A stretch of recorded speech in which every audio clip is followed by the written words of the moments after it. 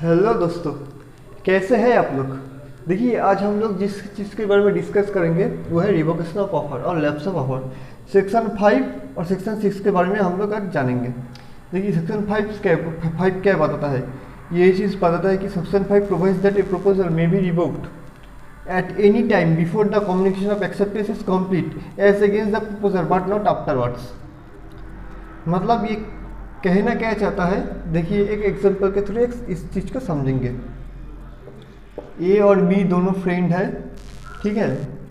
ए और बी मान लीजिए फ्रेंड नहीं, पर्सन है, डिफरेंट पर्सन है।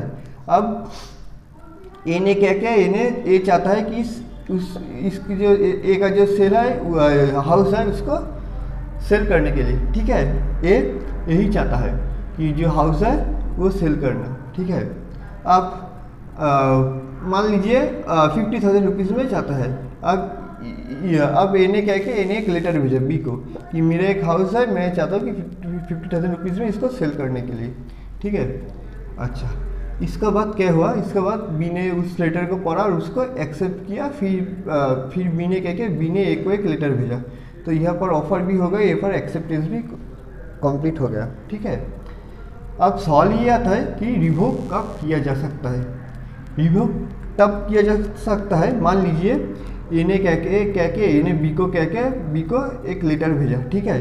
बी ने फिर ए को लेटर भेजा कि हम ये घर जो है खरीदेंगे। अब बी लेटर भेजने से पहले अगर ए किसी मोड के थ्रू बी को ये बता दे कि हम ये जो हाउस है ये सेल करना नहीं चाहते हैं, तब जाकर ये जो ऑफर है ये रिवोक होगा, तब जाकर ये ऑफर रिवोक होगा। अगेन कहना क्या चाहता है, कहना ये चाहता है कि बी जो है, बी लेटर भेजने से पहले ए अगर किसी मोड के थ्रू, मान लीजिए मेल के थ्रू ही अगर बी को अगर बता दे कि हम ये जो घर है ये सेल करना नहीं चाहता, तब जो ये जो ऑफर है ये रिवोक हो जाएगा। लेकिन उसका बाद अगर रिवोक नहीं होगा,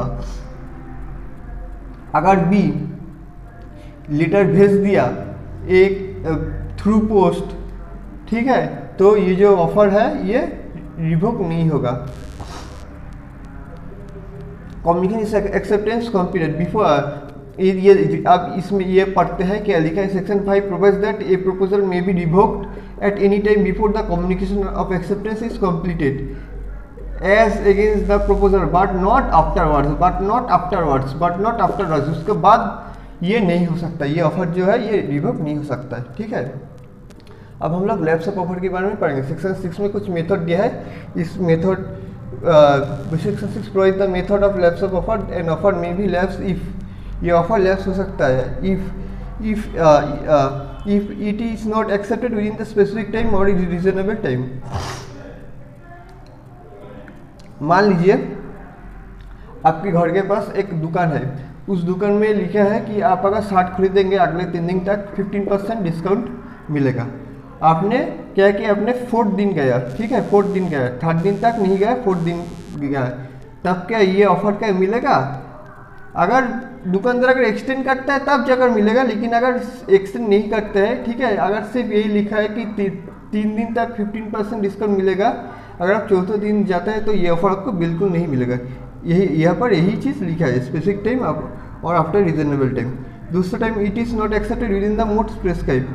मान लीजिए अगर मोड अगर प्रिस्क्राइब कर देता है कि आपको जो ये जो ऑफर है ये सिर्फ मेल के थ्रू ही आप एक्सेप्ट कर सकता है, उसके अलावा आप लोग ऑफर को एक्सेप्ट नहीं कर सकता है, ठीक है, तब जाकर क्या होगा, तब जाकर ये जो है ये एक्सेप्ट होगा, नहीं तो एक्सेप्ट नहीं होगा। जो मोड है उसी के हिसाब से आपको जो ऑफर है उसको एक्सेप्ट करना पड़ेगा।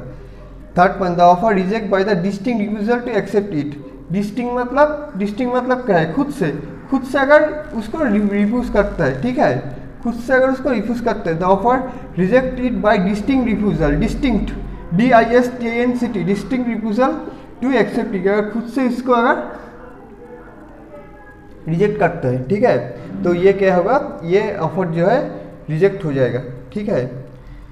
4th पॉइंट है आइडर ऑफर और offeree dies before the acceptance. Acceptance होने के से पहले ऑफर और ऑफरी दोनों में से कोई एक मर गया, ठीक है, तो क्या होगा, तो ये जो ऑफर है ये लैप्स हो जाएगा।